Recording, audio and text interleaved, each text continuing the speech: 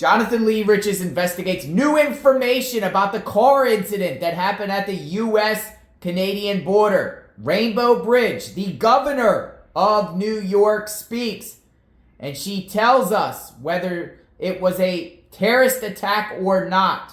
I'm going to share this clip from the governor of New York to clarify what exactly is going on with this car incident. Car exploded, seen in the air flying. Check it out. And again, at a time when there's such high anxiety, stress levels are already high, and we've been on heightened alert since October 7th. That's why it's so important for me to stand here and tell the world, based on what we know at this moment, and again, anything can change, there is no sign of terrorist activity with respect to this crash. We've identified that this is a local individual, a Western New Yorker. 2 individuals died in the vehicle.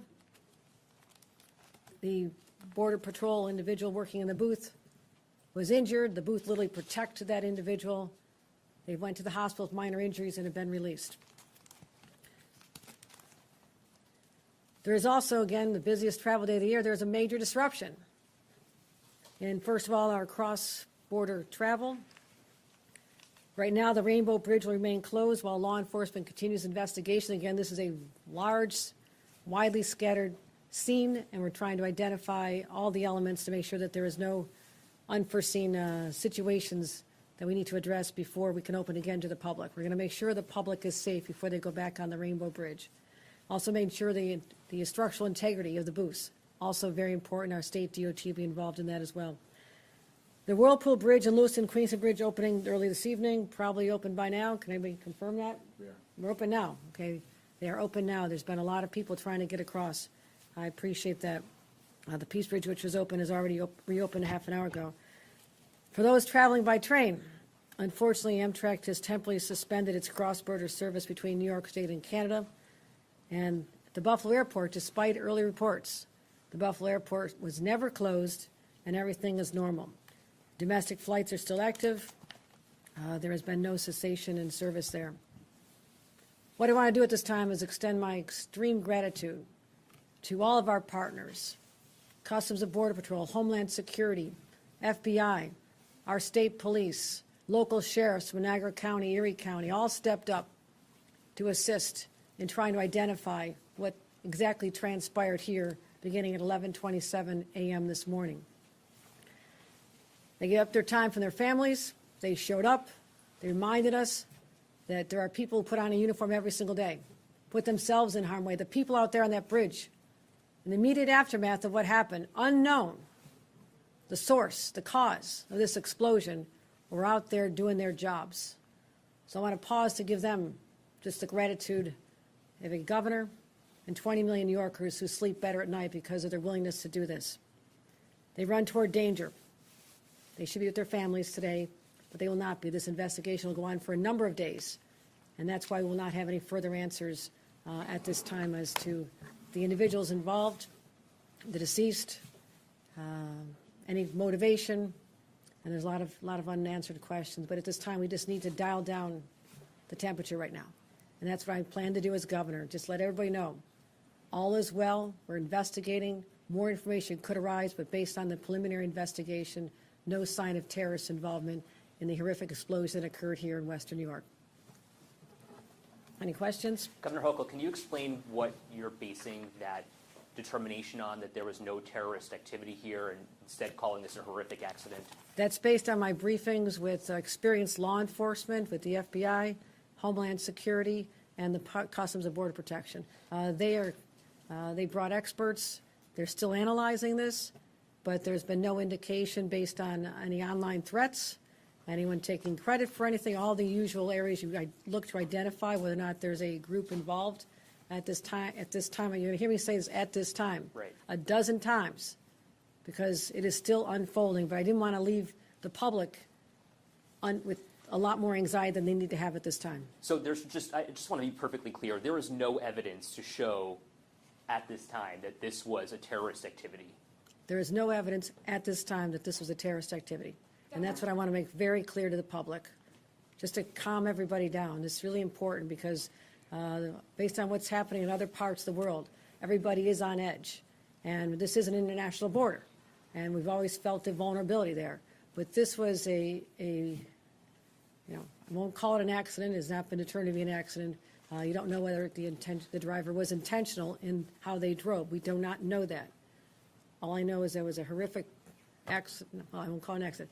A horrific incident, a crash, an explosion, loss of life, but at this time, no known terrorist connection. Governor, we saw agents canvassing the neighborhood, specifically near the casino and on Niagara Street. Is there a reason why? Our sources are telling us this couple may have left the casino and were on their way to Toronto. I can't confirm where the car originated at this time, but there is suspicion that the vehicle may have originated in that vicinity. Yeah, I'm sorry, can you just clarify of Niagara Falls or where that car may have originated? Within the city. Of Niagara Falls?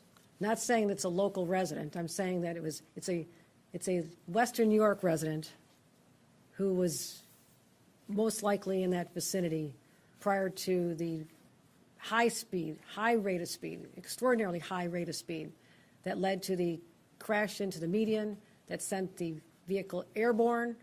And when you see this video, your jaw will drop in disbelief at how this went so high over an 8-foot high fence. It's rather extraordinary. Time for one more. Can you just walk us through the idea, the decision to close all border crossings in Western New York? What went into that, and can you walk us through the sheer magnitude of that kind of a decision? I'm going to turn it over to the representative from the Customs and Border Patrol Special Agent in charge. That would be Aaron Balker. Would you like to address the decision made to close the border? Thank you, Governor. I think anytime you have an incident like this, you want to take an abundance of precaution to protect not only the staff and personnel, but also the public. Mm-hmm. So you make a quick decision like that, and then to go back based on the totality of circumstances, working with law enforcement partners to reopen, we are reopened. Can you walk us through the man who was hurt, the agent? Was it a customs agent or was it a border protection? It was a Customs and Border Protection officer. Out of an abundance of precaution, based on some minor injuries, went to the hospital, was treated and released. And what have your conversations with that person been? I'm not going to get into any other further details at this time. A veteran of the force, or how long has Just they been? going to leave it at that. It was an employee. Have you ruled out suicide? I'm sorry? Have you ruled out suicide? It's an ongoing investigation, so we're not going to say anything else at this time. Did you say how many people were injured at the scene? Just the one, or was there multiple injuries? From our employees, it was one employee. And I think that's something, and it's something we should be grateful for. When you look at the scale of the scene, of how far the pieces of this vehicle exploded and scattered, the fact that other people in other vehicles, and there's been some damage to other vehicles, I mean, you can imagine the lines were long, many booths. This was not an isolated late-night occurrence. This is the busiest travel day of the year at 11:27 in the morning. People are on the road, so it was a very congested area, and thank God there was no one else injured. It could have been much more cataclysmic. And so, but thank you all for coming out. I appreciate your attention and helping us let the public know to dial back the anxiety associated with this event. Thank you. thanks, everybody. Mr. Bowker, really quick, are the booths secure?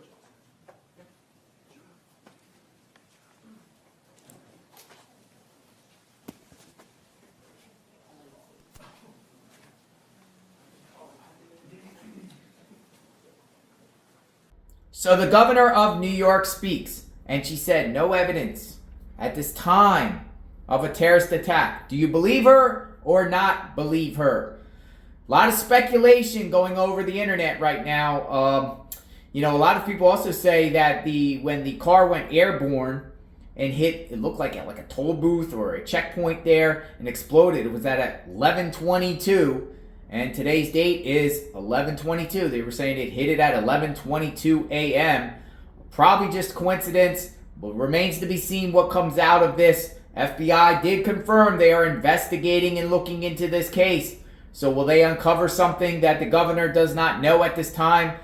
Seems like the community might be at ease, but you never know. And you should always stay vigilant at all times when it comes to safety and security. Have a safe holiday, everyone. Let me know what you think in the comments. Subscribe to my channel, hit the notification button. JLR Investigates. We will talk soon. Stay tuned.